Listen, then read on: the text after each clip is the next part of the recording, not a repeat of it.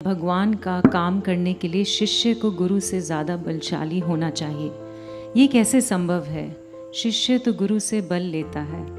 हमारे इतिहास में कितने शिष्य हैं, वो सब अपने गुरु के सेवक हैं। सेवा माने किसकी सेवा करो? जब जरूरत पड़ती है मदद तो करते हैं कि हनुमान जी ने श्री राम जी की मदद करी। आदि शंकराचार्य जब बीमार पड़ गए थे, कर्मकांडी तांत्रिकों ने उन पर प्रहार किया था जब वो अस्साम में थे, तो उनके शिष्यों ने उनका जान बचाई।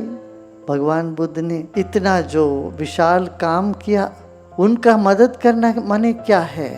उनका काम करना। उनको व्यक्तिगत मदद की क्या जरूरत है? कुछ नहीं जरूरत है। गुरु की व्यक्तिगत किसी चीज की जरूरत नहीं। मगर गुरु का काम क्या है? प्रेम मोहब्बत फैलाना, सबको मन को शांति देना, सबको अपनाना, जहाँ दीन है दुखी है उनका आंसू पहुँचना। इस काम में मदद तो जरूर दे सकते हैं। सबके मदद के बिना ये असंभव है। तो ये सब मिल के करें तभी होगा।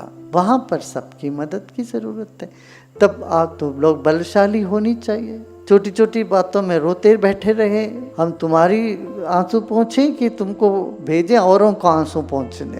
अरे गुरुदेव, मैंने सासू माँ ने ये बोल दिया या इसने ये कह दिया, मेरे लड़के से झगड़ा हो गया, बहुत इसी चीज़ को लेके तो बैठे रहो। तुम कैसे हमारे काम में आओगे? छोटी छोटी चीज़ों को लेके तुम खुद ही दुखी हो जाते हो तो सेवा किसकी करो? सेवा तो लेते हो तुम सबसे, इतना सेवा लेते हैं। गुरु तो सेवा करते ही है, मगर तुम यदि सेवा करना चाहे तो ये सोचो गुरु का काम क्या है? सबको जोड़ना, दिलों को जोड़ना, आंसू पहुँचना। एक नूर, एक प्रकाश से सब कुछ बना है और उस प्रकाश के हम सब हैं और सबको जाना ही है। हड्डी जले जैसे लकड़ी, केश जले जैसे घास, सब जल के एक दिन खत्म हो जाना ही है, समाप्त हो ही जाएगा। देखते देखते 10-20 साल में सब खत्म हो जाएगा। अब रोते रहो, जो है उसके लिए भी रो, जो नहीं है उसके लिए भी रोते रहो। फिर तुम किस काम के आओगे? यहाँ तुम बलशाली होना मतलब यही है कि तुम्हें इतना आत्मविश्वास, मेरे लिए अच्छा ही होगा, मेरे देखने वाले कोई है, मेरा जरूरत वो पूरी करेंगे, मैं सबका काम आ जाऊं, मैं औरों का काम करूं, मेरा अपना काम करने वाले कोई और है। एक भक्त का यही लक्षण है, वो ये चिंता नहीं करता मेरा क्या होगा, मेरा क्या होगा, क्या क्या होगा, तुम्हारा सब अच्छा ही होगा। देखो पीछे मोड़ के देखो, कितने महीने, कितने साल और कितने घंटों आप चिंता कर करके अपना समय गवाया, अमूल्य समय गवाया कि नहीं? आप कम से कम अपना अनुभव से ही जानकारी ले लो, तुम उससे ही सीखो और छोड़ो। अब आगे ये नहीं करना है, मुझे अपने बारे में सोच सोच के दिमाग खराब नहीं करनी है, मेरे लिए अच्छा होगा। इस भाव को दृढ़ करना चाहिए, यही बल है। बलवान माने जाके कसरत करो नहीं, अब वो भी जरूरत है। मजबूत मन हो ना, कमजोर शरीर को भी चला लेगा। यदि मन कमजोर होता तो मजबूत शरीर को भी नहीं चला पाता है। इसलिए अपने आप को मजबूत महसूस करना चाहिए। वो यही करते। हम अच्छे व्यक्ति हैं। धार्मिक व्यक्ति का मतलब क्या है? दिल खिला हुआ है, दिल में किसी के प्रति कोई भी जरा सा भी बुरा न सोचे, किसी को बुरा न चाहे, मन प्रसन्न है और सब अपने लगे। ये क्या दिक्कत है भाई बताओ?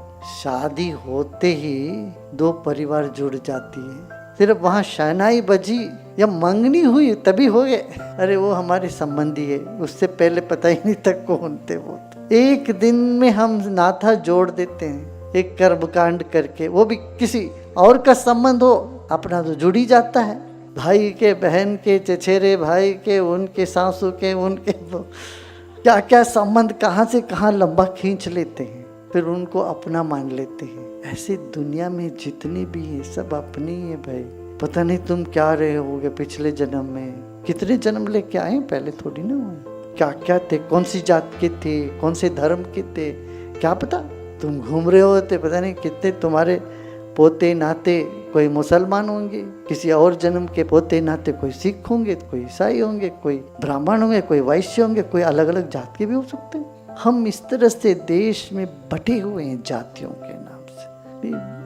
भारत का बड़ा अभिशाप है, जाति के नाम से इतने बट गए, साथ में नहीं बैठे। सब हम लोगों को आगे बढ़ना चाहिए, सब छोड़ना चाहिए। कहीं कोई धर्म नहीं सिखाता ये सब बातें, ये रूढ़ी में आ गया ऐसे।